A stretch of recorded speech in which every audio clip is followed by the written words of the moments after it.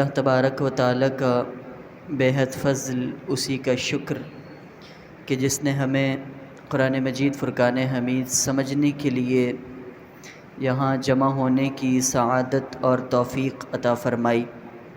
اللہ تبارک و تعالیٰ ہم تمام کا یہاں بیٹھنا، درس قرآن پاک سننا اپنی بارگاہ میں قبول اور مستجاب فرمائے۔ عزیزان محترم، سورۃ النساء کا درس جاری و ساری ہے۔ سورۃ النساء کا رکوع نمبر 16 اور 5ویں پارے کا رکوع نمبر 13، اس سے آج کے ہمارے درس کا آغاز ہے۔ نبی پاک علیہ الصلوۃ والسلام نے ارشاد فرمایا کہ بے شک دلوں کو بھی زنگ لگ جاتا ہے جیسے لوہے کو زنگ لگ جاتا ہے۔ حضور علیہ الصلوۃ والسلام سے پوچھا گیا وما جلاؤہا، یا رسول اللہ اس زنگ کو دور کیسے کیا جائے، اس زنگ کو ختم کیسے کیا جائے؟ تو حضور علیہ الصلوۃ والسلام نے ارشاد فرمایا قرآن کی تلاوت کر کے اور اپنی موت کو کثرت سے یاد کر کے اس زنگ کو دور کیا جا سکتا ہے۔ تو بڑے خوش نصیب وہ لوگ جو قرآن مجید فرقان حمید کی محبت میں یہاں وقت نکال کر بیٹھتے ہیں۔ اللہ ہم تمام کا یہاں حاضر ہونا اپنی بارگاہ میں قبول فرمائے۔ فرمایا انا انزلنا الیک الکتاب بالحق، اے حبیب بے شک ہم نے آپ کی طرف سچی کتاب اتاری، لتحکم بین الناس، تاکہ آپ لوگوں کے درمیان فیصلہ فرمائیں، بما اراک اللہ، جس طرح اللہ نے آپ کو دکھایا یعنی علم عطا فرمایا۔ اس آیہ مبارکہ کا شان نزول یہ ہے کہ یہ آیہ مبارکہ طعمہ بن ابریق کے متعلق نازل ہوئی، جس نے اپنے پڑوسی قتادہ بن نعمان کی زرہ چرا لی اور اس زرہ کو چرا کر آٹے کی بوری میں رکھ کر ایک یہودی کے گھر پر رکھ کر آ گیا۔ اب اس نے آٹے کی بوری میں اس زرہ کو چرا کر چھپا دیا اور یہودی کے گھر بطور امانت جا کر رکھ کر آیا۔ پھر جب تلاش کے لیے نکلا گیا تو اس بوری میں سوراخ ہو چکا تھا۔ جس بوری میں سوراخ ہو جائے تو آہستہ آہستہ اس میں سے سامان نکلتا رہتا ہے، تو آٹا آہستہ آہستہ نکلتا رہا اور وہ یہودی کے گھر تک اس نے پہنچا دیا۔ جب یہودی کے گھر پر پہنچ گئے تو کہا کہ تم نے بوری کو چرایا ہے؟ کہا نہیں، یہ تو طعمہ رکھ کر گیا ہے اور بطور امانت رکھ کر گیا۔ جب اس کو دیکھا گیا تو اس کے اندر زرہ بھی موجود تھی۔ تو پھر لوگوں نے کہا کہ طعمہ کی جو قوم تھی اس نے کہا کہ ہماری قوم اس چوری کے گھناؤنے الزام میں ملوث ہو جائے گی اگر طعمہ کے بارے میں یہ سچ واقع ہو گیا۔ تو انہوں نے ایک سازش کی، انہوں نے کہا کہ ہم قسم اٹھاتے ہیں اور تمام کا تمام قبیلہ اس بات پر متفق ہو جاتا ہے کہ طعمہ نے چوری نہیں کی، پورا قبیلہ اس بات پر متفق ہو گیا۔ تو اس کے متعلق یہ آیہ مبارکہ نازل ہوئی۔ فرمائیں لتحکم بین الناس، تاکہ آپ لوگوں کے درمیان فیصلہ فرمائیں، بما اراک اللہ، جس طرح اللہ نے آپ کو دکھایا اور آپ کو علم عطا فرمایا۔ انبیاء علیہ الصلوۃ والسلام کا جو علم ہے وہ اس قدر ظاہر ہے جسے آنکھوں سے دیکھنے سے تعبیر کیا جا سکتا ہے۔ یعنی کوئی چیز اگر ہماری آنکھوں کے سامنے ہو، جس طرح اسے دیکھا جاتا ہے، انبیاء کا علم ظہور کے اعتبار سے، واضح ہونے کے اعتبار سے اتنا ظاہر ہے۔ اللہ نے فرمایا بما اراک اللہ، محبوب ہم نے آپ کو جو علم عطا فرمایا ہے اس کے ذریعے سے آپ اسے ملاحظہ فرما رہے ہیں۔ ولا تکن للخائنین، اور خیانت والوں کی طرف سے نہ ہو جائیں خصیمن، جھگڑا کرنے والے۔ یعنی اس آیت میں مراد نبی پاک علیہ الصلوۃ والسلام کی ذات مبارکہ ہے، مگر در حقیقت تمام آنے والی امت اس سے مخاطب ہے کہ کوئی بھی ایسا نہ کرے کہ کوتاہی اور الزام کا غلط فیصلہ کر بیٹھے۔ فرمایا کہ وَاسْتَغْفِرِ اللَّهِ، اللہ سے بخشش طلب کرنی چاہیے. ان اللہ کان غفور الرحیم، بے شک اللہ تبارک و تعالی بخشنے والا مہربان ہے. وَلَا تُجَادِلْ عَنِ الَّذِينَ يَخْتَانُونَ، اور ان لوگوں کی طرف سے نہ جھگڑیں جو گناہ کر کے اپنی جانوں سے خیانت کرتے ہیں. یعنی طامہ نے اپنی جان سے خیانت کی اور چوری کر بیٹھا، تو فرمایا کہ ان اللہ لا یحب، اللہ پسند نہیں فرماتا، من کان خوانا اثیما، جو بڑا دھوکے باز ہو، بڑا گنہگار ہو، اللہ اسے پسند نہیں فرماتا. یستخفون من الناس، وہ لوگوں سے شرماتے ہیں، ان کے قبیلے والے لوگوں سے شرماتے ہیں. ولا یستخفون من اللہ، اور اللہ سے نہیں شرماتے. وہو معہم، حالانکہ اللہ تبارک و تعالیٰ تو ان کے پاس ہے. اللہ تبارک و تعالیٰ کی ذات ہر جگہ موجود ہے. اینما تولوا فثم وجہ اللہ، جہاں تم اپنے رخ کو موڑو گے وہیں اللہ کی ذات کو پاؤ گے. فرمایا لوگوں سے تو چھپتے ہیں، مگر اللہ جو ان کے ساتھ ہے، ان کے دلوں کے حال کو بھی جاننے والا ہے. فرمایا اس سے حیا نہیں کرتے، اس سے خوف نہیں کرتے. اور فرمایا کہ اذ یبیتون ما لا یرضی من القول، اور جب وہ رات کو چھپ کر ایسی بات کرتے ہیں. کیسی بات؟ کہ طامہ کی جھوٹی طرفداری کا مشورہ آپس میں کرنا شروع کر دیتے ہیں کہ طامہ کو کس طرح بچایا جائے. قسم پورا قبیلہ اٹھا لے تو وہ بچ جائے گا. وَكَانَ اللَّهُ بِمَا يَعْمَلُونَ مُحِيطًا، فرمایا اللہ کا علم تمہارے تمام کاموں کو گھیرا ہوا ہے. تم اگر مشورہ کر کے منصوبے بنا کر کوئی ایسا معاملہ اختیار بھی کر لیتے ہو، قیامت کا تو وہ دن ہوگا کہ ہر بات کا تمہیں جواب دینا پڑے گا. ہاں انتم ہؤلائی، ہاں تم وہی ہو، جادلتم عنہم فی الحیات الدنیا، کہ تم نے ان سے یعنی خیانت کرنے والوں سے دنیا کی زندگی میں جھگڑا کیا. فَمَن يُجَادِلُ اللَّهَ عَنْهُمْ يَوْمَ الْقِيَامَةِ، تو قیامت کے دن ان کی طرف سے اللہ تبارک و تعالیٰ کے ساتھ کون جھگڑے گا؟ اَمَّن يَكُونُ عَلَيْهِمْ وَكِيلًا، یا ان کا کون وکیل ہوگا؟ یعنی دنیا میں تو تم نے متفق ہو کر یہ فیصلہ کروا لیا، جھوٹی قسم اٹھا کر طامہ کے حق میں فیصلہ تم نے ثابت کروا دیا، مگر قیامت کے دن بھلا تمہارا کون سفارشی ہوگا؟ قیامت کے دن بھلا تمہیں کون بچانے والا ہوگا؟ اس آیت مبارکہ کا ذکر فرمایا اور فرمایا کہ وَمَن يَعْمَلْ سُوءًا، جو کوئی برائی کا کام کرے، او یظلم نفسہ، یا اپنی جان پر ظلم کرے، ثم یستغفر اللہ، پھر اللہ سے معافی مانگے، یجد اللہ غفور الرحیم، اللہ کو بڑا بخشنے والا، بڑا رحم فرمانے والا پائے گا. کتنا پیارا درس کہ اگر کوئی بندہ اپنی جان پر ظلم کر بیٹھے، کوئی بندہ گناہ میں مبتلا ہو جائے، اب نا امید نہیں ہونا، بندہ 100 قتل بھی کر بیٹھے، اللہ تبارک و تعالیٰ کی بارگاہ میں سچی توبہ کے ارادے سے نکلتا ہے، اللہ اس کی توبہ کو قبول فرما لیتا ہے. حضرت امام حسن بصری رضی اللہ تعالی عنہ آپ فرماتے ہیں کہ مجھے ایک خاتون کی جب میں نے آنکھوں کو دیکھا تو اس کی آنکھیں مجھے بڑی پیاری لگیں، اور آپ کہتے ہیں کہ میں اس خاتون کا پیچھا کرتا رہا، اس کے گھر تک پہنچ. حضرت امام حسن بصری رضی اللہ تعالیٰ عنہ، اتنے بڑے امام اور اللہ تبارک و تعالیٰ کے اتنے برگزیدہ بندے. امام حسن بصری فرماتے ہیں میں اس عورت کے پیچھے ہو لیا، اس کے پیچھے جاتا رہا اور میں نے اسے بالآخر روک کر کہہ دیا مجھے تیری آنکھیں بڑی پسند ہے.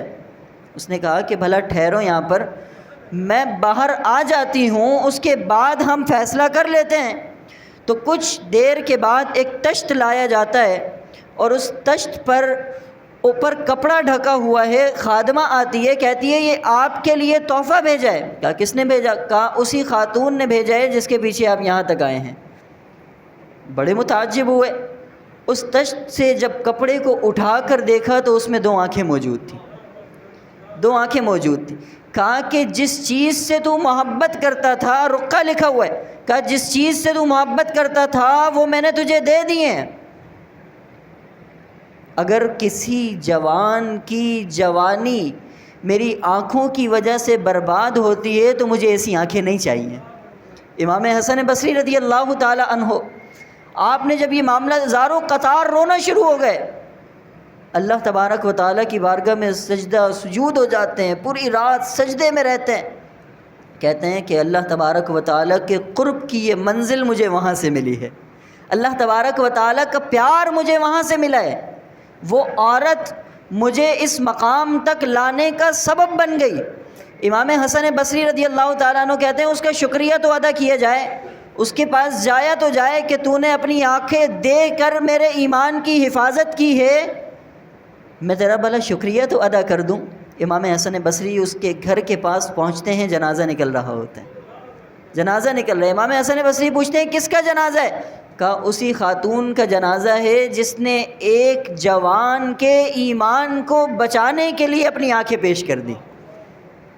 اب دیکھیں فرمایا کہ وَمَن يَعْمَلْ سُوءًا، جو کوئی برائی کا کام کرے، او یظلم نفسہ، اپنی جان پر ظلم کر بیٹھے، ثم یستغفر اللہ، اللہ سے معافی مانگ لے، رو رو کر استغفار کرے، اللہ تبارک و تعالیٰ کی رحمت بڑی وسیع و عریض ہے۔ اللہ تبارک و تعالیٰ کی رحمت اتنی ہے، نبی پاک علیہ الصلوۃ والسلام کے پاس صحابی حاضر ہوئے، عرض کی یا رسول اللہ صلی اللہ علیہ وسلم میرے گناہ بہت زیادہ ہیں۔ حضور نے ارشاد فرمایا کہ تیرے گناہ سمندر کی جھاگ سے بھی زیادہ ہیں۔ عرض کی یا رسول اللہ سمندر کی جھاگ سے بھی زیادہ میرے گناہ ہیں۔ حضور نے ارشاد فرمایا کہ کیا آسمان اور زمین کے درمیان جتنی چوڑائی بنتی ہے، جتنا فاصلہ بنتا ہے، کیا اس سے بھی زیادہ تیرے گناہ ہیں؟ عرض کی یا رسول اللہ اس سے بھی زیادہ میرے گناہ ہیں۔ حضور علیہ الصلوۃ والسلام نے ارشاد فرمایا کیا زمین پر جتنے ریت کے ذرات موجود ہیں، انکاؤنٹیبل، گنا نہیں جا سکتا، حضور نے فرمایا کیا اس سے بھی زیادہ تیرے گناہ ہیں؟ عرض کی یا رسول اللہ اس سے بھی زیادہ میرے گناہ ہیں۔ تو حضور نے ارشاد فرمایا بھلا بتاؤ کیا تمہارے گناہ اللہ کی رحمت سے بھی زیادہ ہیں؟ کہ تمہارے گناہ اللہ کی رحمت سے بھی زیادہ ہیں؟ عرض کی یا رسول اللہ اللہ کی رحمت سے زیادہ میرے گناہ نہیں ہیں۔ حضور نے ارشاد فرمایا توبہ کر، اللہ تیرے سارے گناہوں کو معاف فرما دے گا، توبہ کر، سارے گناہ معاف ہو جائیں گے۔ نبی پاک علیہ الصلوۃ والسلام سید المعصومین، حضور علیہ الصلوۃ والسلام اللہ تبارک و تعالیٰ سے دن میں 70 مرتبہ استغفار فرمایا کرتے تھے۔ حضور 70 مرتبہ استغفار کر رہے ہیں، کس کے لیے؟ امت کے لیے، امت کی بخشش کے لیے۔ ربی حبلی امتی، حضور معراج پر تشریف لے گئے، ربی حبلی امتی، حضور دنیا میں تشریف لائیں، ربی حبلی امتی۔ آج امت، نبی پاک علیہ الصلوۃ والسلام نے فرمایا نماز میری آنکھوں کی ٹھنڈک ہے، نماز سے غافل ہو گئی۔ نبی پاک علیہ الصلوۃ والسلام نے اتنی عظیم سنتیں ہمیں دی، سنت سے غافل ہو گئی۔ فرمایا کہ اللہ تبارک و تعالیٰ کی رحمتیں تو ایسی ہیں کہ اگر کوئی اللہ کے خوف سے ایک آنسو بھی بہا دیتا ہے، ایک آنسو، اور اتنی مقدار آنسو گرا ہو کہ اس کی پلک کا ایک بال بھیگ جائے، وہ قیامت کے دن رب کی بارگاہ میں آ کر کے کھڑا ہو جائے گا، عرض کرے گا مولا یا تو مجھے اس کے وجود سے جدا کر دے یا اسے داخل جنت فرما دے۔ اللہ فرمائے گا یہ میرے خوف سے رویا تھا، اگرچہ اتنی ہی مقدار کیوں نہ رویا، میں تجھے اس کے جسم سے جدا نہیں کروں گا، اس کے تمام گناہوں کو ضرور معاف کر دوں گا۔ اتنی رحمتیں، اتنی شفقتیں، اللہ تبارک و تعالیٰ نے حضور کی امت کو یہ اعزاز عطا فرمایا ہے کہ ہر موقع پر اللہ حضور کی امت کے گناہوں کو معاف فرماتا ہے۔ حضور نے ارشاد فرمایا کہ ایک نماز سے دوسری نماز کے دوران اگر کوئی بندہ دل میں صرف یہ تمنا رکھتا ہو کہ میں دوسری نماز پڑھنے کے لیے جاؤں گا، حضور نے فرمایا کہ جتنے گناہ اس درمیان ہوتے ہیں رب سارے معاف فرما دیتا ہے۔ فرمایا کہ وَكَانَ اللَّهُ يَجِدْ ثُمَّ يَسْتَغْفِرِ اللَّهَ، پھر اللہ سے معافی مانگ لے، يَجِدِ اللَّهَ غَفُورًا رَحِيمًا، وہ اللہ کو بخشنے والا مہربان پائے گا۔ وَمَن يَكْسِبْ إِثْمًا، اور جو گناہ کرتا رہے، فَإِنَّمَا يَكْسِبُهُ عَلَى نَفْسِهِ، تو اس گناہ کا وبال اس کی جان پر ہی ہے۔ وَكَانَ اللَّهُ عَلِيمًا حَكِيمًا، اللہ بہت جاننے والا، بڑی حکمت والا ہے۔ وَمَن يَكْسِبْ خَطِيئَةً، اور جو کوئی خطا کرے، او اثمًا، یا گناہ کرے، ثُمَّ يَرْمِ بِهِ بَرِيئًا، پھر اسے کسی بے گناہ پر تھوپ دے، یعنی یہاں پر تعمن ہے، جب چوری کی اور اس کا الزام دوسرے پر لگا دیا، فرمایا کہ پھر اسے کسی دوسرے پر تھوپ دے، فقد احتمل بہتانا و اسما مبینا، تو اس نے بہتان اور کھلے گناہ کا بوجھ اٹھا لیا۔ ولولا فضل اللہ علیک ورحمتہ، اور اے حبیب اگر آپ پر اللہ کا فضل اور اس کی رحمت نہ ہوتی، اللہ نے آپ کو کتاب عطا فرمائی، اللہ نے آپ کو معجزات عطا فرمائے، یہ سارا فضل، یہ ساری رحمتیں اگر آپ پر محبوب نہ ہوتی، لہمت طائفۃ منہم ان یضلوک، تو منافقین میں سے کچھ لوگ یہ چاہتے ہیں کہ آپ کو دھوکہ دے دیں۔ وما یضلون الا انفسہم، اور وہ اپنے آپ کو ہی دھوکہ دے رہے ہیں۔ وما یضرونک من شیء، وہ آپ کو کچھ تکلیف نہیں پہنچا سکتے۔ وانزل اللہ علیک الکتاب والحکمہ، محبوب کیونکہ آپ کی شان تو یہ ہے، اللہ نے آپ پر کتاب اتاری ہے اور آپ کو حکمت عطا فرمائی ہے۔ اللہ نے آپ کو کتاب بھی عطا فرمائی، اللہ نے آپ کو حکمت بھی عطا فرمائی۔ وعلمک ما لم تکن تعلم، محبوب جو آپ نہیں جانتے تھے سارا کا سارا علم اللہ تبارک و تعالی نے آپ کو عطا فرما دیا۔ سارا علم حضور علیہ الصلاۃ والسلام کے دامن میں لا کر اللہ تبارک و تعالی نے محبوب کی بارگاہ میں پیش فرما دیا۔ تو آپ دیکھیں کہ قرآن مجید فرقان حمید کو جب ہم اٹھا کر دیکھیں، اللہ نے فرمایا انا اعطیناک الکوثر، محبوب ہم نے آپ کو الکوثر عطا فرمایا۔ مفسرین نے بڑی وضاحت کی کہ الکوثر کا مطلب کیا ہے۔ کچھ نے کہا الکوثر کا مطلب بہت زیادہ کثرت، کچھ نے کہا کہ الکوثر سے مراد یہ ہے کہ اللہ تبارک و تعالی روز محشر آپ کو حوض کوثر عطا فرمائے گا۔ امام مجاہد اس کا معنی فرماتے ہیں ای الخیر کلہ، محبوب تمام خیر کا کل اللہ تبارک و تعالی نے آپ کو عطا فرما دیا، ہر خیر کا کل۔ آپ دیکھیں جس چیز میں خیر ہے ہر ایک کا ناقص نہیں، متوسط نہیں، فرمایا کل عطا فرما دیا۔ تو اگر اس کا ترجمہ یوں کیا جائے کہ محبوب اللہ نے آپ کو حسن دیا ہے تو حسن بھی کل عطا فرمایا، محبوب اللہ نے آپ کو علم دیا ہے تو علم بھی کل عطا فرمایا، محبوب اللہ نے آپ کو حکمت دی ہے تو حکمت بھی کل عطا فرمائی ہے۔ اصالت کل، امامت کل، امارت کل، ولایت کل، حکومت کل خدا کے یہاں تمہارے لیے۔ سیدی اعلیٰ حضرت نے بڑا پیارا نقشہ کھینچ دیا، فرمایا کہ یہ سارے کل اللہ تبارک و تعالی نے حضور علیہ الصلاۃ والسلام کو وَعَلَّمَكَ مَا لَمْ تَكُنْ تَعْلَمْ، محبوب اللہ نے آپ کو وہ تمام چیزیں سکھا دی جو آپ نہیں جانتے تھے۔ عقیدہ اہل سنت یہ ہے کہ اللہ تبارک و تعالی نے محبوب علیہ الصلاۃ والسلام کو آہستہ آہستہ ہر چیز کا علم عطا فرمایا، اور حضور جب دنیا سے ظاہری پردہ فرما رہے ہیں اس سے پہلے اللہ نے حضور کو ما کانا و ما یکون کا علم عطا فرما دیا۔ یہ عقیدہ اہل سنت ہے۔ اگر کوئی اعتراض کرے کہ جناب حضور نے ارشاد فرمایا کہ میں نہیں جانتا، تو ہمارا تو یہ عقیدہ ہی نہیں کہ اللہ نے ابتداءً حضور کو سارا علم عطا فرمایا۔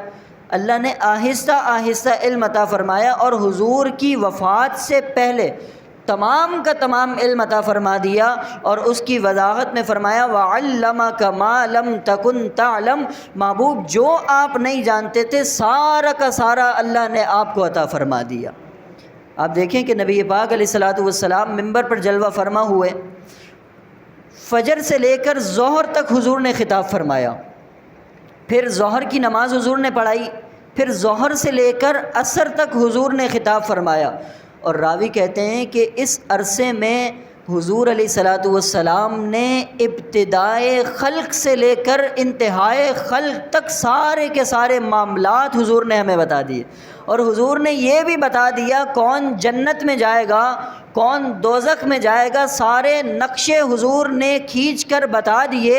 اور آپ یہ بھی دیکھیں کہ بدر واقع ہونا ہے، ایک دن پہلے حضور اس میدان میں تشریف لے گئے، فرمایا کہ ابو جہل یہاں مارا جائے گا، عتبہ یہاں مارا جائے گا، شیبہ یہاں مارا جائے گا۔ حضور کا علم دیکھیں، فرمایا کہ شیبہ یہاں مارا جائے گا، عتبہ یہاں مارا جائے گا، فلاں کافر یہاں مارا جائے گا۔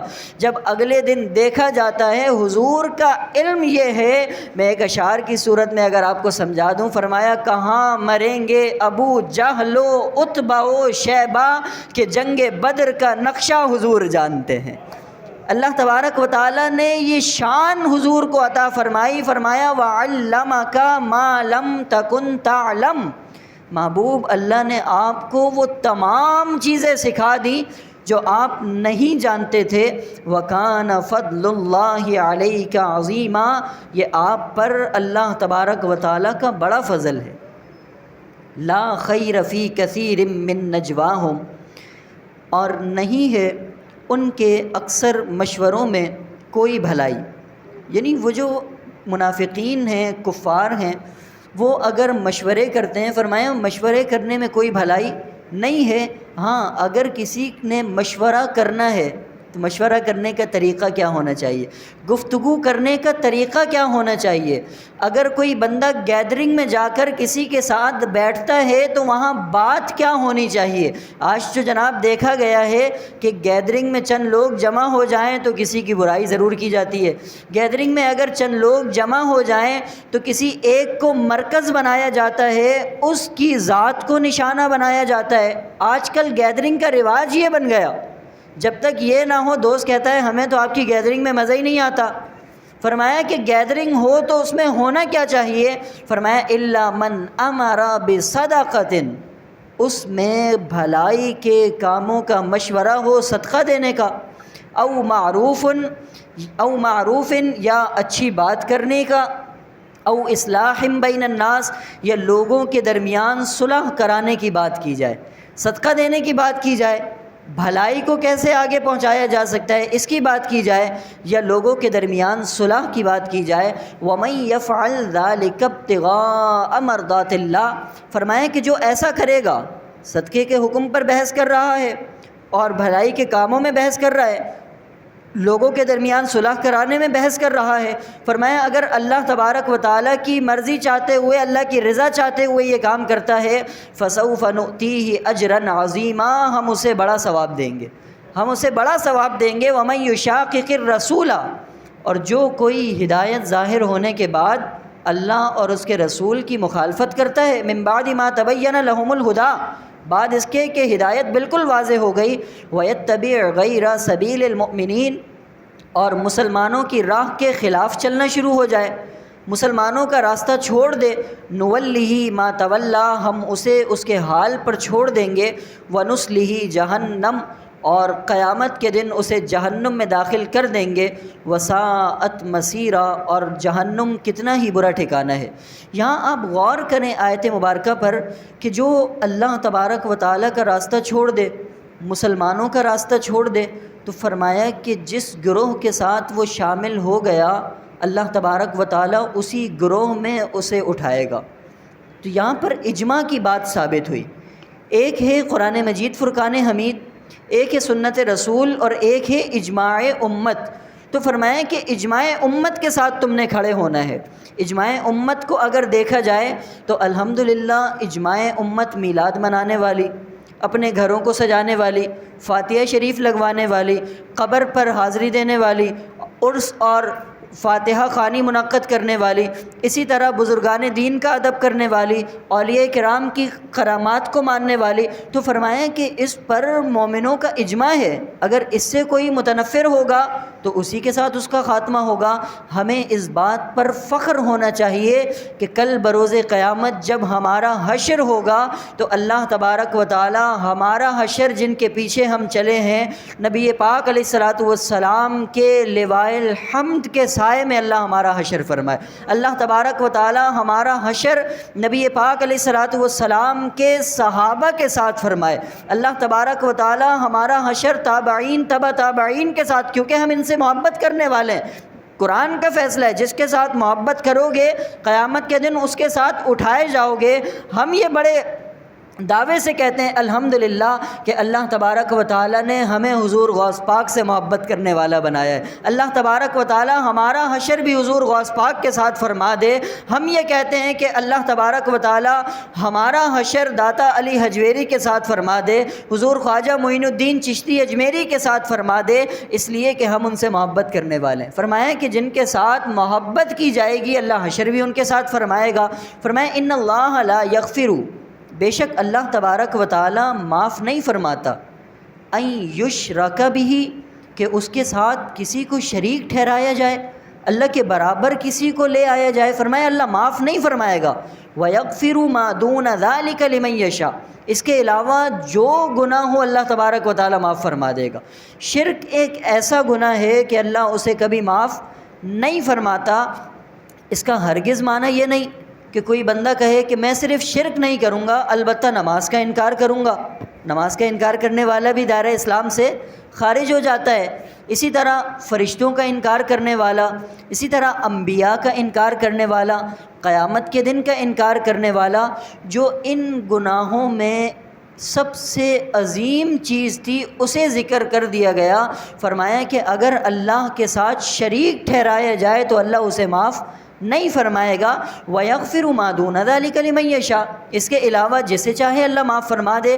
وَمَن يُشْرِكْ بِاللَّهِ، جو اللہ کے ساتھ کسی کو شریک ٹھہرائے، فَقَدْ ضَلَّ ضَلَالًا بَعِيدًا، تو وہ دور کی گمراہی میں مبتلا ہو گیا۔ إِن يَدْعُونَ مِن دُونِهِ إِلَّا إِنَاثًا، مشرک اللہ کے سوا صرف کچھ عورتوں کو پوجتے ہیں۔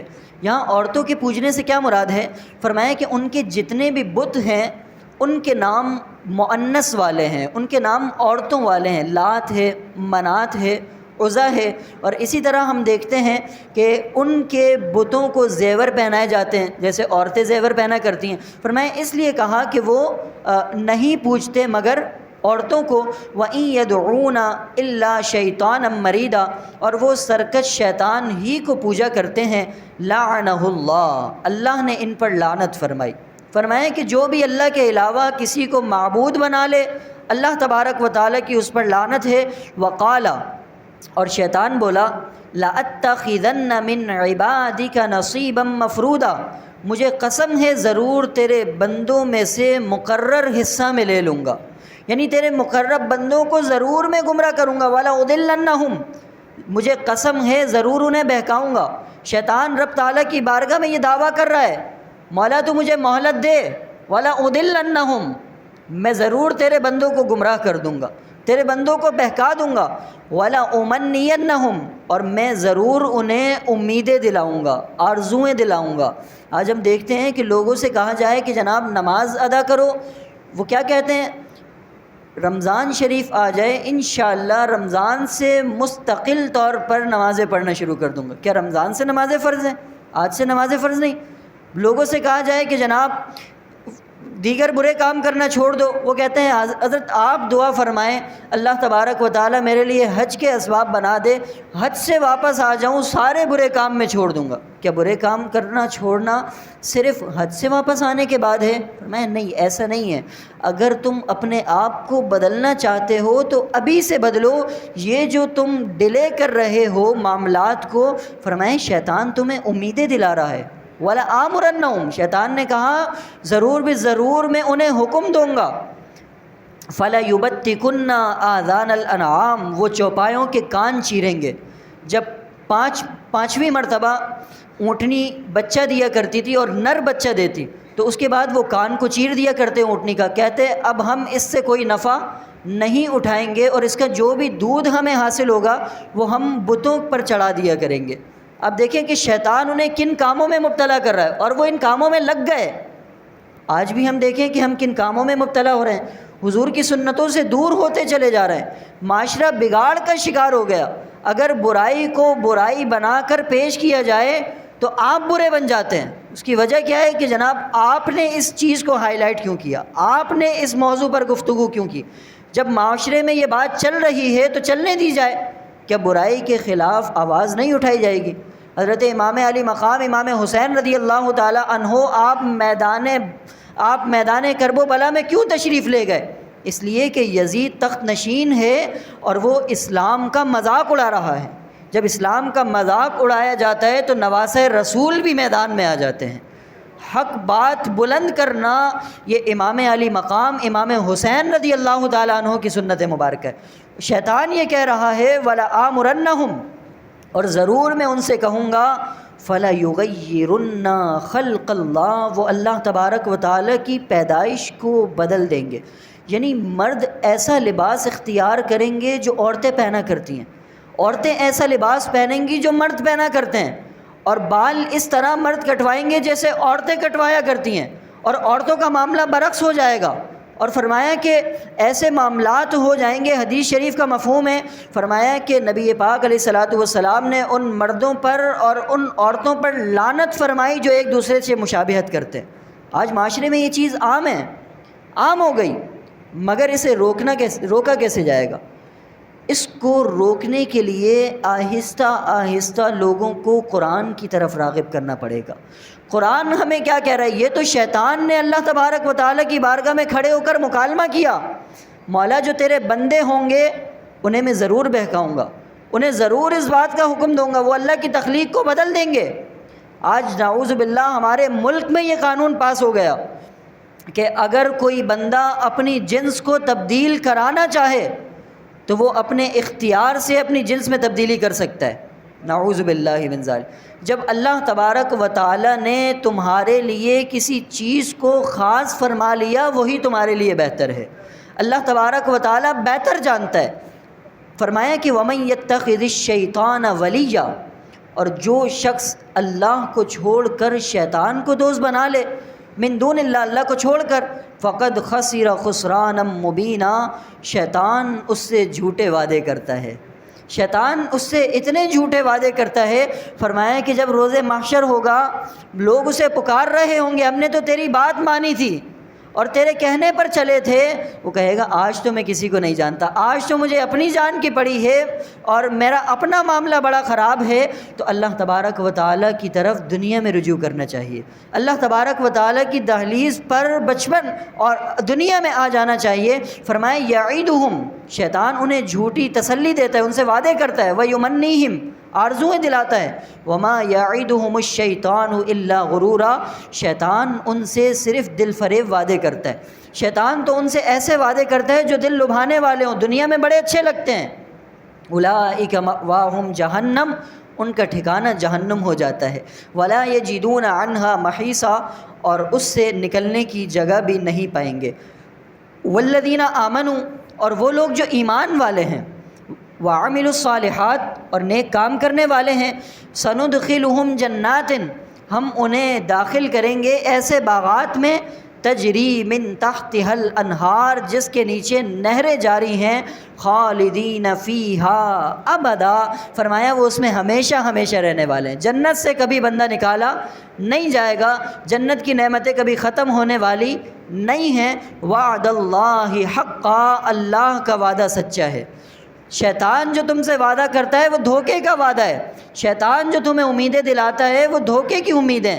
فرمایا جو نیک کام کر لے، اپنے آپ کو سنوار لے، اچھے کاموں میں مشغول ہو جائے، فرمایا اللہ نے اس سے جنت کا وعدہ کر رکھا ہے۔ وَمَنْ أَصْدَقُ مِنَ اللَّهِ قِيلًا، اللہ سے سچا تو کسی کا وعدہ نہیں ہے۔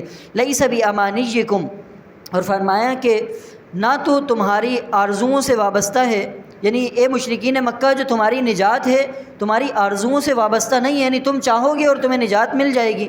ولا امانی اہل الکتاب، اور نہ ہی اہل کتاب کی امیدوں پر۔ فرمایا کہ ایسا نہیں ہے کہ مشرکین مکہ نجات پا جائیں یا پھر اہل کتاب یہودی اور عیسائی نجات پا جائیں۔ فرمایا کہ وَمَن يَعْمَلْ سُوءًا يُجْزَ بِهِ، جو برا کام کرے گا اسے جزا پوری دی جائے گی۔ وَلَا يَجِدْ لَهُ مِن دُونِ اللَّهِ، اور وہ نہیں پائیں گے اللہ کے سوا وَلِيًّا وَلَا نَصِيرًا، نہ کوئی حمایتی نہ کوئی مددگار۔ وَمَن يَعْمَلْ مِنَ الصَّالِحَاتِ مِن ذَكَرٍ، فرمایا کہ جو نیک کام کرے، من ذکرن، چاہے وہ مرد ہو او انثیٰ یا عورت ہو، وَهُوَ مُؤْمِنٌ، مگر ایمان والا ہو۔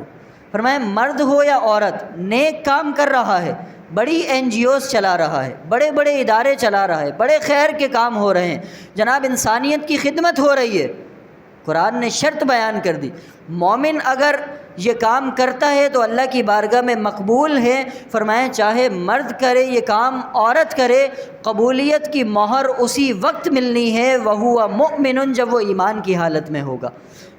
فَأُولَٰئِكَ يَدْخُلُونَ الْجَنَّةَ، یہ لوگ جنت میں داخل ہو جائیں گے۔ وَلَا يُظْلَمُونَ نَقِيرًا، اور ان پر ذرہ برابر بھی ظلم نہیں کیا جائے گا۔ وَمَنْ أَحْسَنُ دِينًا، اور اس سے بہتر دین کس کا ہو سکتا ہے؟ ممن اسلم وجہہ للہ، جو اپنے چہرے کو اللہ کی بارگاہ میں جھکا دے، وہو محسن، نیکی کرنے والا بھی ہو، واتبع ملت ابراہیم حنیفہ، اور اس نے حضرت ابراہیم کے دین کی پیروی کی جو ہر باطل سے جدا ہے۔ حنیفہ ہر باطل سے جدا ہے۔ واتخذ اللہ ابراہیم خلیلا، اور اللہ تبارک و تعالی نے حضرت ابراہیم کو اپنا گہرا دوست بنایا۔ حضرت ابراہیم کا جو دین ہے وہ نبی پاک علیہ الصلوۃ والسلام کے دین سے بہت زیادہ قریب ہے، وہی دین ہے جو نبی پاک علیہ الصلوۃ والسلام کا، مگر حضور علیہ الصلوۃ والسلام کے دین میں اور فضیلتیں اور شانیں اللہ تبارک و تعالی نے عطا فرمائی ہیں۔ فرمایا اسی لیے فرمایا واتبع ملت ابراہیم حنیفہ، جس نے حضرت ابراہیم کے دین کی پیروی کی جو ہر باطل سے جدا ہے۔ وللہ ما فی السماوات و ما فی الارض، جو کچھ زمینوں میں ہے جو کچھ آسمانوں میں ہے سب اللہ تبارک و تعالیٰ کا ہے۔ وکان اللہ بکل شیء محیطا، ہر چیز اللہ تبارک و تعالیٰ کے قبضے میں ہے۔ ویستفتونک فی النساء، اور اے حبیب وہ آپ سے عورتوں کی وراثت کے بارے میں پوچھتے ہیں۔ یعنی عرب میں یہ دستور تھا کہ مرنے والے کی بیوہ اور یتیم بچوں کو وراثت سے حصہ نہیں دیتے تھے۔ ہاں البتہ اگر یتیم بچی خوبصورت ہوتی اور مالدار بھی ہوتی تو سرپرست اس سے تھوڑے مہر پر نکاح کر لیتا، وجہ یہ ہوتی کہ اس کے سارے مال پر قبضہ کر لیا جائے گا، تو اس کے متعلق یہ آیت مبارکہ نازل ہوئی وَيَسْتَفْتُونَكَ فِي النِّسَاءِ، محبوب وہ آپ سے عورتوں کی وراثت کے متعلق پوچھتے ہیں۔ قُلِ اللَّهُ يُفْتِيكُمْ فِيهِنَّ، فرمایا آپ فرما دیجئے اللہ تبارک و تعالیٰ تمہیں ان کے بارے میں حکم دیتا ہے۔ وما یتلیٰ علیکم فی الکتاب، اور یتیم بچوں کے بارے میں وہ آیتیں بھی حکم بیان فرماتی ہیں۔ فی یتامی النساء، یتیم بچیوں کے بارے میں، اللاتی لا تؤتونہن ما کتب لہن، وہ یتیم بچیاں جن کو تم ان کا حق نہیں دیتے جو اللہ نے ان کے لیے مقرر فرمایا ہے۔ وترغبون، اور تم ان سے رغبت کرتے ہو، ان تنکحوہن، کہ ان سے نکاح کر لو، ان کے مالداری کی وجہ سے اور ان کے خوبصورت ہونے کی وجہ سے۔ والمستضعفین من الولدان، اور کمزور یتیم بچوں کے بارے میں۔ وان تقوموا للیتامی بالقسط، فرمایا کہ اور یہ کہ انصاف کے ساتھ یتیموں کی دیکھ بھال کرو۔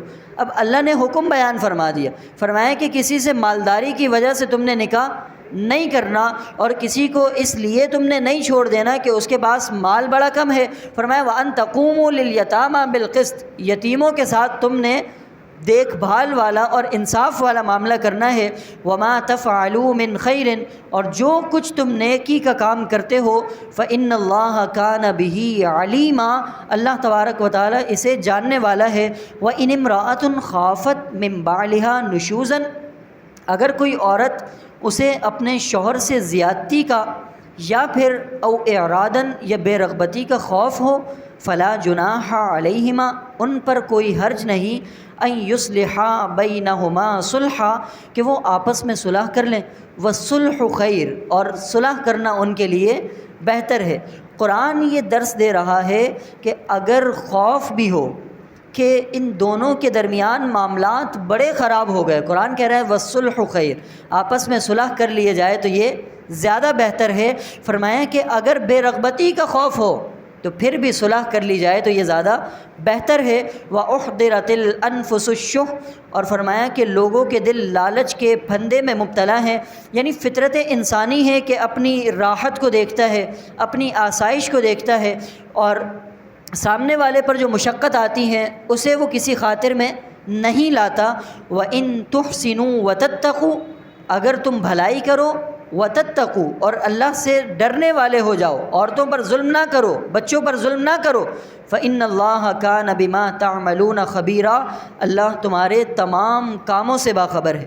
وَلَن تَسْتَطِيعُوا، اور ہرگز تم استطاعت نہیں رکھتے، أَن تَعْدِلُوا بَيْنَ النِّسَاءِ، کہ اپنی بیویوں کے درمیان محبت میں برابری قائم کر سکو۔ یہ آیت مبارکہ اس شخص کے بارے میں ہے جس کی 2 بیویاں ہوں، 3 ہوں، 4 ہوں۔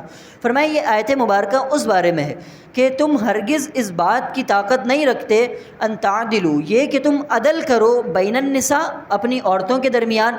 محبت میں تم عدل نہیں رکھ سکتے، کیونکہ محبت ایک دلی جذبے کا نام ہے۔ فرمایا کہ اس میں تو بندہ کسی کی طرف بھی راغب ہو سکتا ہے۔ نبی پاک علیہ الصلاۃ والسلام سے زیادہ عدل کرنے والی کائنات میں کوئی شخصیت نہیں ہے۔ حضور علیہ الصلاۃ والسلام سے زیادہ عادل کوئی نہیں۔ حضور بچپنے کے عالم میں ہیں اور حضور اس وقت شیر خوارگی کے عالم میں ہیں، دودھ پیا کرتے ہیں حضور۔ آپ دیکھیں اس وقت بھی حضرت حلیمہ سعدیہ رضی اللہ تعالی عنہا آپ کے شہزادے بھی موجود ہیں۔ حضور اپنے بھائی کے لیے ایک پستان کو ترک فرمایا کرتے تھے، دوسرے پستان کو حضور استعمال فرمایا کرتے تھے۔ سیدی اعلیٰ حضرت فرماتے ہیں بھائیوں کے لیے ترک پستہ کریں، دودھ پیتوں کی نسبت پہ لاکھوں سلام۔ یعنی یہ جو حضور نے نسبت کا، برابری کا معاملہ قائم فرمایا، تو بچپنے کے عالم سے نبی پاک علیہ الصلاۃ والسلام کو اللہ تبارک و تعالی نے انصاف کرنے والا بنا کر بھیجا ہے۔ حضور سے زیادہ اس پورے جہان میں کوئی عدل کرنے والا نہیں ہے، حضور سے زیادہ کوئی انصاف کرنے والا نہیں ہے۔ آپ دیکھتے ہیں کہ حضور سے پوچھا گیا یا رسول اللہ صلی اللہ علیہ وسلم آپ اتنا عدل و انصاف فرمایا کرتے ہیں؟ حضور نے ارشاد فرمایا اگر میں ہی عدل قائم نہ کروں تو پھر زمانے میں عدل قائم کون کرے گا؟ حضور نے فرمایا میں ہی اگر عدل نہ قائم کروں تو پھر زمانے میں امید کس سے رہ جاتی ہے کہ وہ عدل قائم کرے؟ آپ دیکھیں کہ جب کسی بڑے قبیلے کی خاتون چوری کرتی اور حضور علیہ الصلاۃ والسلام کی بارگاہ میں سفارش پیش کی جاتی یا رسول اللہ اس کا کوئی اور معاملہ کر دیجئے، اس کے ہاتھ نہ کاٹے جائیں، حضور علیہ الصلاۃ والسلام نے ارشاد فرمایا اگر میری شہزادی، اللہ نے انہیں محفوظ رکھا، فرمایا کہ اگر میری شہزادی جناب فاطمہ الزہرا رضی اللہ تعالیٰ عنہ آپ سے یہ عمل سرزد ہوتا، فرمایا کہ میں ان کے بھی ہاتھ کاٹنے کا۔ یہ جب حضور علیہ الصلاۃ والسلام نے انصاف کا پیمانہ رکھا، جب یہ حضور علیہ الصلاۃ والسلام نے انصاف کا معیار رکھا، تو آپ دیکھیں کہ صحابہ نے تعلیم حاصل کی ہے حضور سے۔ حضرت صدیق اکبر رضی اللہ تعالی عنہ کا دور خلافت ہے، پہلے خطبے میں آپ ارشاد فرما رہے ہیں تم میں سے جو کمزور ہے اور اس پر ظلم کیا گیا، فرمایا جب تک میں اسے بدلہ نہ دلوا دوں اس وقت تک جو ہے جناب صدیق اکبر چین سے نہیں بیٹھیں گے۔ صدیق اکبر پہلے خطبے میں یہ ارشاد فرما رہے ہیں۔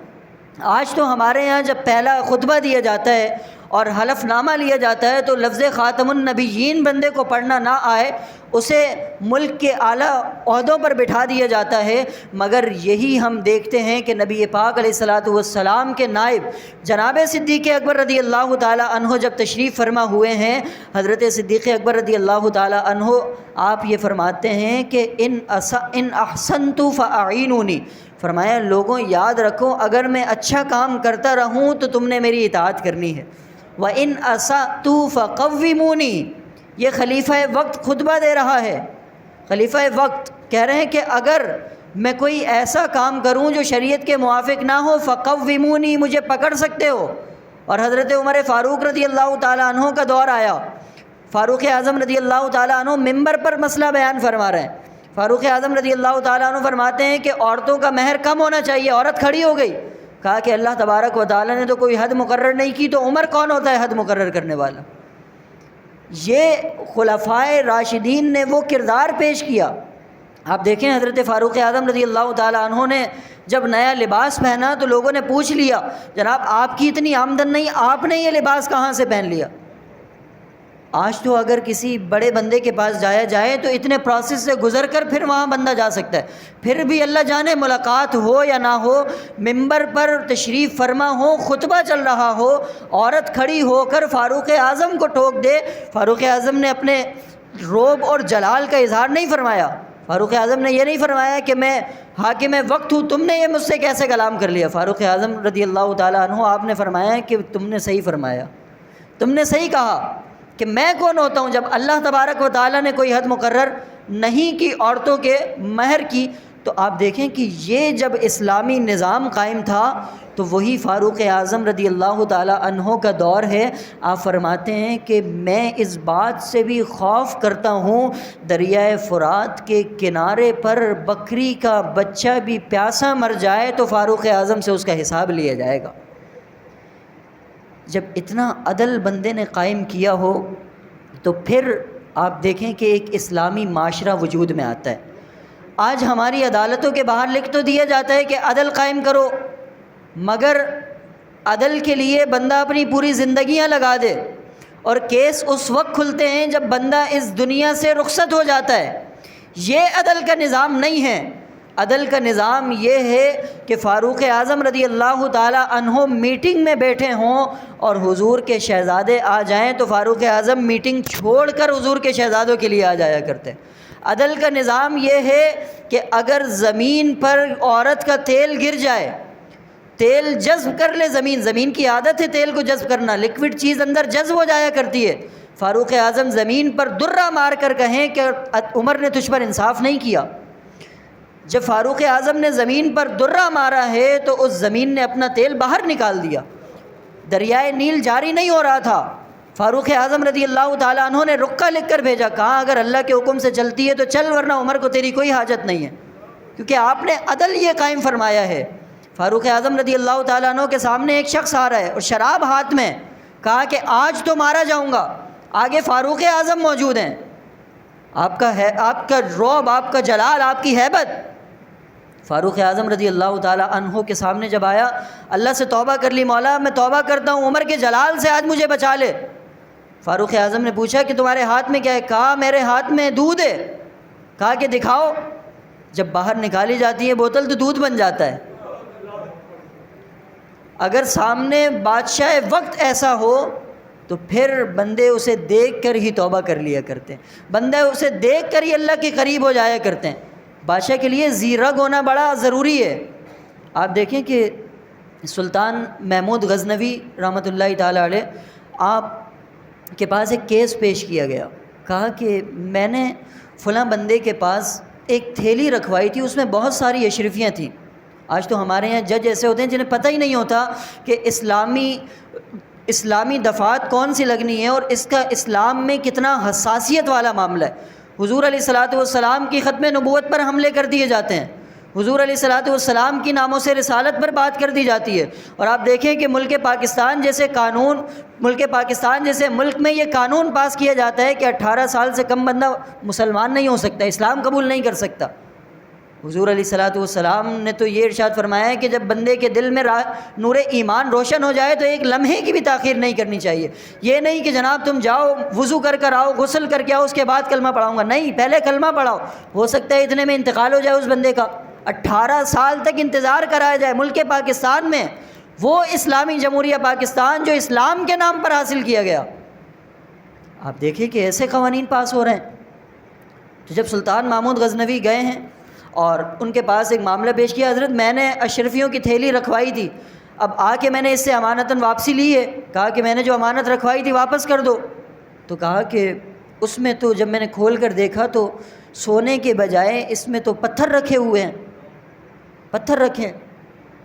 تو کہا کہ جناب معاملہ تو بڑا گمبھیر ہے اور بظاہر یہ معلوم بھی نہیں ہوتا تھیلی کو دیکھ کر کے اسے کہیں سے چیرا گیا ہے، کہیں سے اسے پھاڑا گیا ہے. تو کہا کہ یہ معاملہ بھی بظاہر ہمیں پتہ نہیں چلتا. تو انہوں نے کیا کیا، کہا کہ میں 3 دن کے لیے دورے پر جا رہا ہوں. اور اٹھتے وقت آپ نے خچر سے اپنی مسند کو پھاڑ دیا، اپنی مسند کو پھاڑ کر آپ چلے گئے. اب پورے محل میں یہ بات پھیل گئی کہ بادشاہ جب واپس آئیں گے وہ کہیں گے کہ میری مسند کس نے پھاڑی، اور اتنی عظیم مسند اس کو پھاڑ دیا گیا. الزام سے بچنے کے لیے کہا کہ ایسے بندوں کو تلاش کیا جائے جو ایسا جگاڑ لگا کر اس انداز سے سیدھے کہ پتہ ہی نہ چلتا ہو. ایسے بندے کو بلا لیا جائے. اس بندے کو بلا لیا گیا، مسند سیدھی گئی. محمود غزنوی واپس آ گئے. کہا کہ میری مسند پھٹی. آپ کو کیسے پتہ چلا؟ کہا میں پھاڑ کر گیا تھا. کہا یہ سی کس نے؟ پتہ ہی نہیں چلتا، اتنی اچھی سی ہے. کہا بلا کے لاؤ. کہا کہ تم نے ہی اس بندے کے اشرفیاں چرائی تھی اور اسے اس انداز سے سی دیا تھا کہ پتہ ہی نہ چلے بندے کو. بادشاہ کے لیے زیرک ہونا ضروری ہے، جج کے لیے زیرک ہونا ضروری ہے۔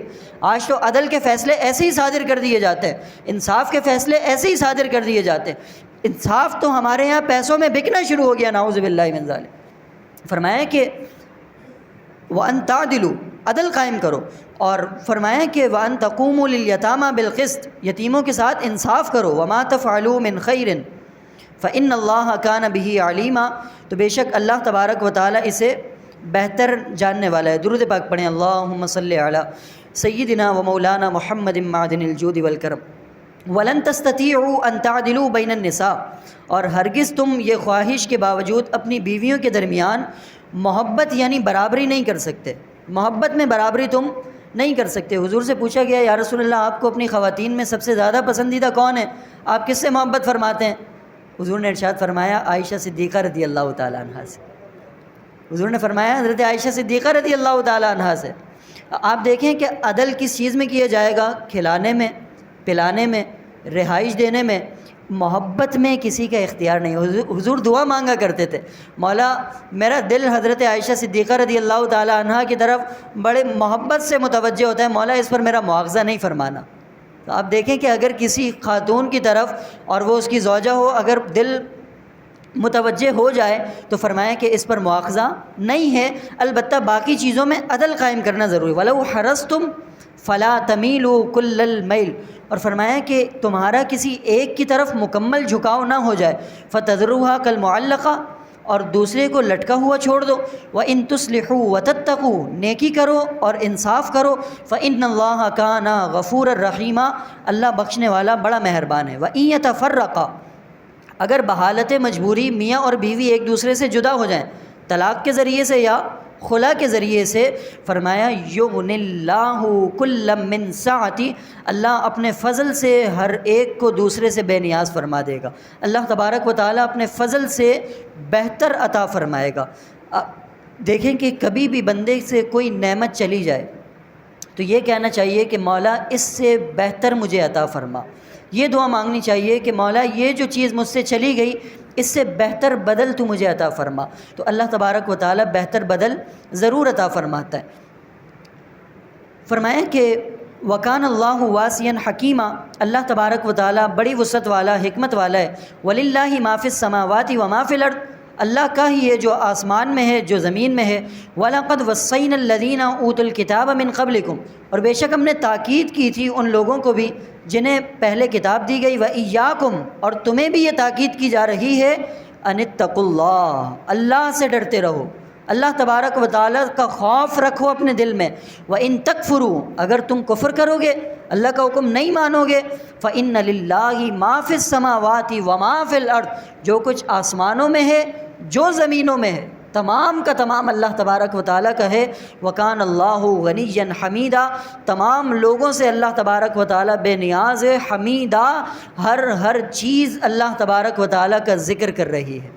کہا کہ اگر کسی چیز میں آواز پیدا ہو جائے وہ بھی اللہ کا ذکر کر رہی ہوتی ہے۔ صوفیہ تو یہ فرماتے ہیں کہ جب دروازے کو بند کیا جاتا ہے اور اس میں سے آواز پیدا ہوتی ہے، وہ دروازہ بھی اللہ کا ذکر کر رہا ہوتا ہے۔ فرمایا پنکھا چل رہا ہوتا ہے، آواز پیدا ہوتی ہے، یہ بھی اللہ کا ذکر کر رہا ہوتا ہے۔ فرمایا کہ ہر چیز اللہ تبارک و تعالیٰ کی پاکی بیان کر رہی ہے، اللہ کی حمد بیان کر رہی ہے، تم اسے سن نہیں سکتے۔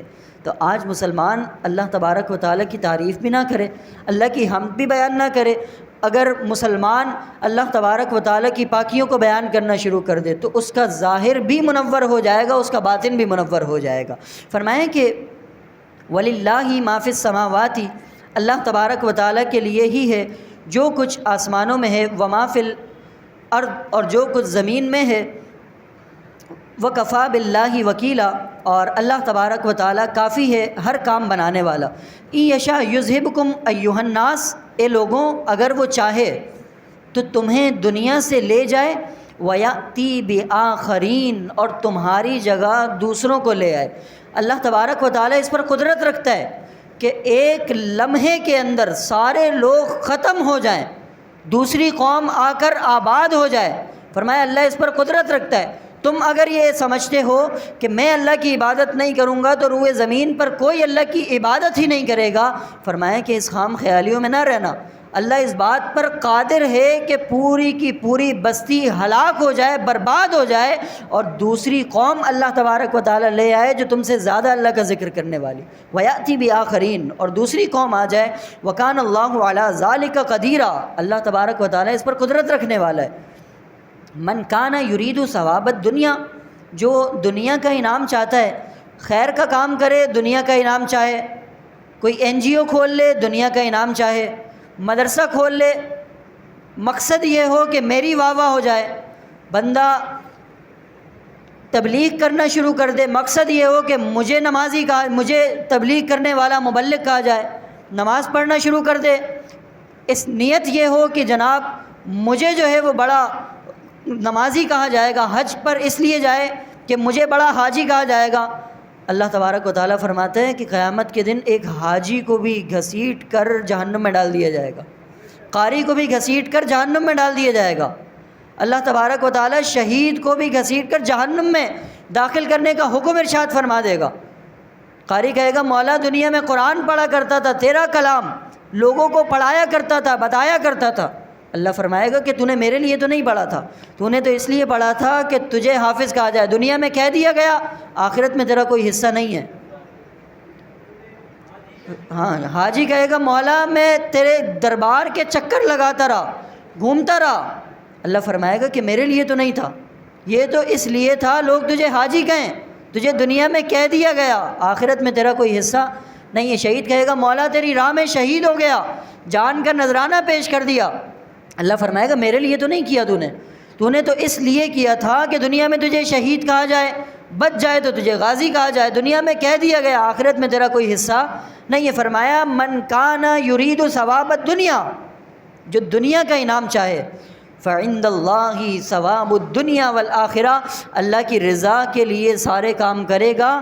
فعند اللہ، اللہ تبارک و تعالیٰ کے پاس ثواب الدنیا، دنیا کا بھی انعام ہے، والآخرہ، آخرت کا بھی انعام ہے۔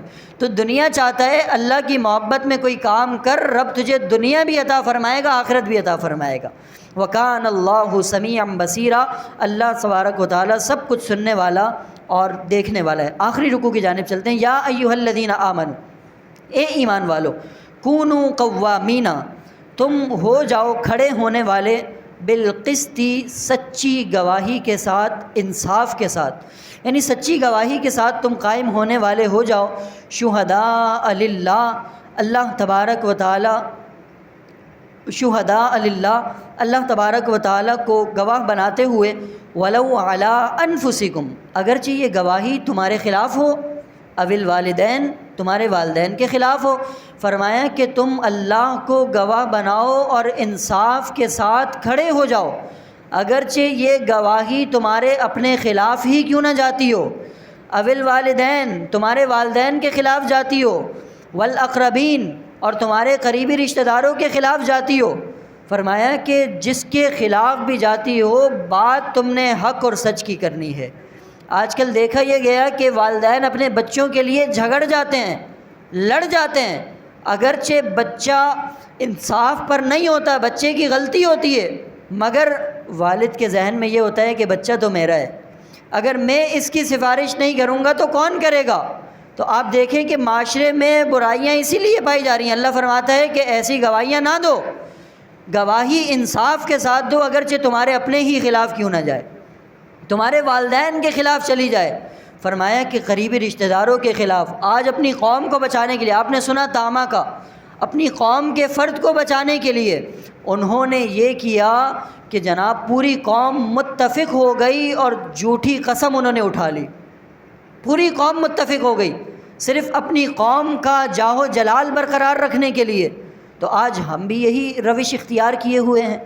آج ہمیں اپنی کمیونٹی کو ظاہر کرنا ہو، اتنے جھوٹ بول کر جناب اس کمیونٹی کو ظاہر کیا جاتا ہے۔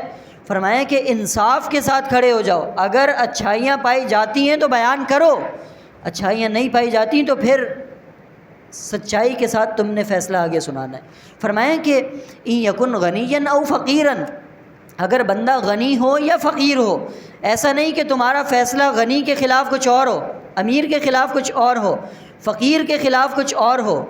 فرمایا کہ وَإِن تلوو او تعرضوا فإن اللہ کان بما تعملون خبیرا، اگر گواہی میں تم ہیر پھیر کرو، گواہی دینے سے منہ پھیر دو، تو اللہ تبارک و تعالیٰ تمہارے تمام کاموں سے باخبر ہے۔ یا ایھا الذین آمنوا، اے ایمان والو، آمنوا باللہ، اللہ پر ایمان لاؤ، ورسولہ، اور اللہ کے رسول پر ایمان لاؤ۔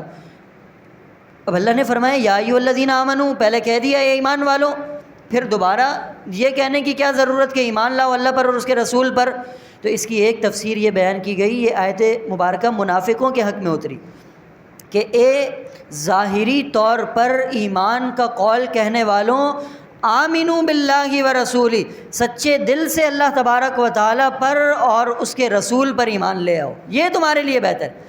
اگر مومن یہاں پر مخاطب ہوں تو معنی یہ بنے گا اے ایمان والوں، آمنوا باللہ ورسولہ، تم ایمان تو لائے ہو مگر اس پر ثابت قدم بھی رہنا ہے۔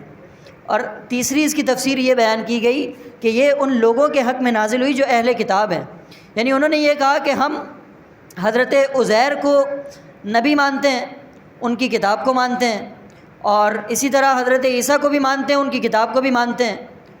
کہا کہ اس کے علاوہ ہم نبی پاک علیہ الصلاۃ والسلام کو بھی مانتے ہیں۔ فرمایا کہ اے بعض کتابوں پر، بعض نبیوں پر ایمان لانے والوں، یعنی پہلے جن پر ایمان لے آئے، آمنوا باللہ ورسولہ، فرمایا کہ اب اللہ پر بھی ایمان لاؤ اور اللہ کے رسول حضور علیہ الصلاۃ والسلام پر بھی ایمان لاؤ۔ تو یہ تفاسیر اس کی بیان کی گئی۔ فرمایا کہ والکتاب الذی نزل علی رسولہ، اور جو اللہ نے اپنے رسول پر کتاب اتاری اس پر بھی ایمان لاؤ، والکتاب الذی انزل من قبل، اور اس پر بھی ایمان لاؤ جو ان سے پہلے کتاب اتری۔ ومن یکفر باللہ وملائکتہ، جو اللہ اور اس کے فرشتوں کا انکار کرتا ہے، وکتبہ، اور اللہ کی کتابوں کا انکار کرتا ہے، ورسلہ، اللہ کے رسولوں کا انکار کرتا ہے، والیوم الآخر، قیامت کے دن کا انکار کرتا ہے، فقد ضل ضلالا بعیدا، ضرور وہ دور کی گمراہی میں جا پڑا۔ اب دیکھیں یہاں پر بیان کر دیا گیا اللہ پر بھی ایمان لانا ہے، تمام فرشتوں پر بھی ایمان لانا ہے، تمام کتابوں پر بھی ایمان لانا ہے، تمام رسولوں پر بھی ایمان لانا ہے، قیامت کے دن پر بھی ایمان لانا ہے۔ آج اعتراض کیا جاتا ہے کہ جناب آپ میلاد مناتے ہو، صرف حضور کا میلاد مناتے ہو، باقی نبیوں کا میلاد نہیں مناتے، کیا باقی اللہ کے نبی نہیں ہیں؟ بالکل اللہ کے نبی ہیں، آپ پہلے تشریف لے جائیں، اپنا کلمہ پاک مکمل کر کے آئیں۔ کہا یہ کہ آپ نے بات کر دی، بات تو پھر یوں ہوگی، اس لیے کہ تمام نبیوں پر ایمان لانا ضروری ہے یا نہیں ہے؟ کہا بالکل ضروری ہے۔ تو پھر کلمہ پاک جب پڑھتے ہیں اس میں کہتے ہیں لا الہ الا اللہ محمد الرسول اللہ، حضور کا نام لیا جاتا ہے، باقی نبیوں کا تو نام نہیں لیا جاتا، تو باقی نبیوں پر بھی ایمان لانا تو ضروری ہے۔ کہا نہیں، جب حضور کا نام آ گیا تو تمام نبیوں کا نام آ گیا۔ تو ہم بھی تو آپ کو یہی سمجھا رہے ہیں کہ جب حضور کا میلاد ہو گیا تو سارے نبیوں کا میلاد ہو گیا۔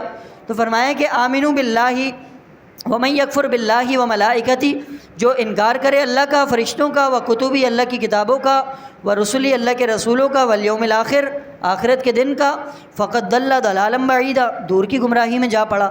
ان الذین آمنوا، وہ لوگ جو ایمان لائے، ثم کفروا، پھر کافر ہو گئے، ثم آمنوا، پھر ایمان لائے، ثم کفروا، پھر کافر ہو گئے، ثم ازدادوا کفرا، پھر کفر میں مزید بڑھ گئے۔ ان الذین آمنوا، وہ لوگ جو ایمان لائے تھے یعنی اپنے نبی پر ایمان لائے، ثم کفروا، پھر کافر ہو گئے، ثم آمنوا، پھر جناب عیسیٰ تشریف لائے، ان پر ایمان لائے، ثم کفروا، پھر کافر ہو گئے، ثم ازدادوا کفرا، پھر کتابیں پڑھنے کے باوجود حضور پر ایمان نہیں لائے بلکہ کفر میں مزید بڑھتے چلے گئے۔ لم یکن اللہ لیغفر لہم، اللہ تبارک و تعالیٰ انہیں ہرگز کبھی نہیں بخشے گا، ولا لیہدیہم سبیلا، اور اللہ انہیں راہ نہیں دکھائے گا۔ بشر المنافقین، اے حبیب آپ منافقوں کو خوشخبری سنا دیجئے، بان لہم عذابا الیما، کہ ان کے لیے دردناک عذاب ہے۔ الذین یتخذون الکافرین اولیاء من دون المؤمنین، وہ منافق لوگ جو مسلمانوں کو چھوڑ کر کافروں کو اپنا دوست بناتے ہیں۔ مسلمانوں کو چھوڑ دیا، کافروں سے دوستی کر لی۔ کیوں دوستی کی؟ وجہ کیا ہے؟ ایبتغون عندہم العزہ، کیا وہ ان کے پاس عزت ڈھونڈتے ہیں؟ فإن العزة للہ جمیعا، سن لو ساری کی ساری عزتوں کے لائق اللہ تبارک و تعالیٰ ہے، اور ساری عزتیں اللہ تبارک و تعالیٰ کے پاس ہیں۔ فإن العزة للہ جمیعا، اگر تم یہ سمجھتے ہو کہ کافروں کے پاس جا کر ہمیں وقتی عزت مل جائے گی تو فرمایا کہ یہ تمہارا صرف ذہنی وہم ہے، اگر عزت تمہیں ملے گی تو اللہ تبارک و تعالیٰ کی بارگاہ میں آ کر ملے گی۔ فرمایا کہ عزت کا معیار یہ ہے رب کے دربار میں حاضر ہو جاؤ، دنیا بھی تمہاری عزت کرنا شروع کر دے گی، قیامت میں بھی تمہارا سر فخر سے بلند ہوگا۔ فرمایا جو اللہ کے قریب ہو جاتا ہے، اللہ تبارک و تعالیٰ فرشتوں سے کہتا ہے کہ فرشتوں میں اس سے محبت کرتا ہوں، تم بھی ان سے محبت کرو۔ پھر فرشتے دنیا والوں میں اعلان کر دیتے ہیں کہ حضرت جبریل ان سے محبت کرتے ہیں، فرشتے ان سے محبت کرتے ہیں، اے دنیا والوں اللہ ان سے محبت کرتا ہے، تم بھی ان سے محبت کرنا شروع کر دو۔ آپ دیکھیں کہ بہت سارے ایسے لوگ جنہیں ہم نہیں جانتے، زندگی میں کبھی ملاقات نہیں ہوئی، مگر بات سن کر دل میں ایسی کیفیت پیدا ہو جاتی ہے، بات سن کر ایسی تاثیر پیدا ہو جاتی ہے، کوئی خونی رشتہ نہیں ہوتا، کوئی ایسی چیز نہیں ہوتی کہ ہم انہیں پہلے سے جانتے ہوں اور جناب اس دوستی کے معاملات میں آ کر ہم یہ کام کر رہے ہو، نہیں نہیں نہیں، یہ فقط اللہ کی طرف سے ہوتا ہے۔ اللہ اس بندے کی محبت لوگوں کے دلوں میں ڈال دیتا ہے کہ میں اس سے محبت کرتا ہوں، فرشتوں تم بھی ان سے محبت کرو، روئے زمین میں اعلان کر دو، پھر جس کے دل میں وہ اعلان اثر کر جاتا ہے، فرمایا کہ اس کے دل میں اللہ کے اس بندے کی محبت اجاگر ہو جایا کرتی ہے۔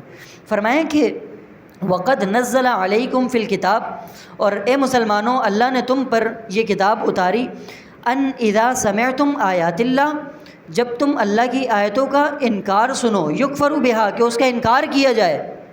اب دیکھیں کہ اگر کسی ایسی محفل میں آپ بیٹھے ہوں کہ جہاں پر قرآن کا مذاق اڑایا جا رہا ہے، جہاں حضور علیہ الصلاۃ والسلام کی بے ادبی کی جا رہی ہے، انبیاء کا مذاق اڑایا جا رہا ہے، اور فرشتوں کے متعلق نعوذ باللہ برے القاب استعمال کیے جا رہے ہیں، فرمایا کہ اس محفل میں تم نے کیا کرنا ہے، وَيُسْتَهْزَأُ بِهَا، اور وہاں مذاق اڑایا جا رہا ہو، گستاخیاں ہو رہی ہوں، فَلَا تَقْعُدُوا مَعَهُمْ، فرمایا کہ ان گستاخوں کے ساتھ کبھی بیٹھنا نہیں ہے، فَلَا تَقْعُدُوا مَعَهُمْ، ان کے ساتھ کبھی نہیں بیٹھو، حتیٰ یخوضوا فی حدیث غیری، جب تک وہ کسی دوسرے کام میں مشغول نہ ہو جائیں۔ اگر آپ بیٹھے رہے اور کفر کی بات ہو رہی ہے، آپ تھوڑا سا مسکرا دیے، مسکرانا رضامندی کی دلیل ہے، تو جو کفر میں وہ مبتلا ہوئے ہیں تو رضامندی کے سبب نعوذ باللہ بندہ بھی اس کفر میں مبتلا ہو سکتا ہے۔ آپ یہ دیکھیں کہ اگر کہیں حضور کی گستاخی کی جا رہی ہو، ہونا یہ چاہیے کہ بندہ سامنے سے یہ کہے کہ آپ اپنے قول سے رجوع کریں، یہ کیا بات آپ نے اپنے منہ سے نکال دی، یہ کیا بکواس کر دی۔ کہا کہ اس قدر بندے کے اندر غیرت ایمانی موجود ہونی چاہیے۔ فرمایا کہ جب تک دوسری بات میں مشغول نہ ہو جائیں اس وقت تک تم ان کے ساتھ نہ بیٹھو۔ اگر تم ان کے ساتھ بیٹھے رہے، انکم اذا مثلہم، تم انہی میں سے ہو جاؤ گے۔ ان اللہ جامع المنافقین والکافرین، بے شک اللہ منافقوں کو اور کافروں کو جمع کرنے والا ہے، فی جہنم جمیعا، جہنم میں اکٹھا کر کے، کافر بھی وہیں ہوں گے، منافق بھی وہیں ہوں گے۔ الذین یتربصون بکم، وہ منافقین جو تمہارے برے انجام کے منتظر ہیں، یعنی جب مسلمان جنگ پر جاتے ہیں تو کافر یہ انتظار کر رہے ہوتے ہیں کہ اب مسلمانوں کی جانب سے پیغام کیا آئے گا۔ فَإِن كَانَ لَكُمْ فَتْحٌ مِّنَ اللَّهِ، اگر مسلمانوں کو فتح حاصل ہو جائے اللہ کی جانب سے، قالوا، تو منافق کہتے ہیں، أَلَمْ نَكُن مَّعَكُمْ، کیا ہم تمہارے ساتھ نہیں تھے، ہم تو تمہارے ساتھ ہی اٹھتے بیٹھتے ہیں، تمہارے ساتھ کھاتے پیتے ہیں، جنگ میں نہیں گئے تو کیا ہوا، ہمارا حصہ تو ہمیں دو۔ وَإِن كَانَ لِلْكَافِرِينَ نَصِيب، اگر کامیابی میں سے کچھ حصہ کافروں کو مل جائے، قالوا، وہ اب کافروں کے پاس چلے جاتے ہیں۔ منافقوں کا کام یہی ہے، مذبذبین بین ذالک، لا الہ ہؤلاء ولا الہ ہؤلاء، کا درمیان میں ڈگمگاتے رہتے ہیں، کبھی مسلمانوں کے پاس کبھی کافروں کے پاس۔ فرمایا کہ جب کافروں کو کوئی فتح مل جائے، کافروں کے پاس پہنچ کر کہتے ہیں، الم نکم معکم، کیا ہم تمہارے ساتھ نہیں تھے۔ وَإِن كَانَ لِلْكَافِرِينَ نصیب، کافروں کو کوئی حصہ مل جائے، قالوا، وہ کہتے ہیں، الم نستحوذ علیکم، کیا ہم تم پر غالب نہیں آ گئے تھے، وَنَمْنَعَكُم مِّنَ الْمُؤْمِنِينَ، کیا ہم نے تمہیں مسلمانوں سے نہیں بچایا، یعنی ہم مسلمانوں کے ساتھ شریک نہیں ہوئے، ہم نے مسلمانوں کے منصوبے تمہیں آ کر بتائے، اس لیے تم کامیاب ہوئے ہو، اگر ہم تمہیں نہ بتاتے، مسلمانوں سے غداری نہیں کرتے تو تم کبھی کامیاب نہیں ہو سکتے تھے۔ فاللہ یحکم بینکم یوم القیامہ، اے ایمان والوں اور اے منافقوں، اللہ تبارک و تعالیٰ تمہارے درمیان قیامت میں فیصلہ فرمائے گا۔ وَلَن يَجْعَلَ اللَّهُ لِلْكَافِرِينَ عَلَى الْمُؤْمِنِينَ سَبِيلًا، اللہ تبارک و تعالیٰ کافروں کو مسلمانوں کے خلاف ہرگز کوئی راستہ عطا نہیں فرماتا۔ اللہ تبارک و تعالیٰ ہمارا یہ درس سننا اپنی بارگاہ میں قبول فرمائے۔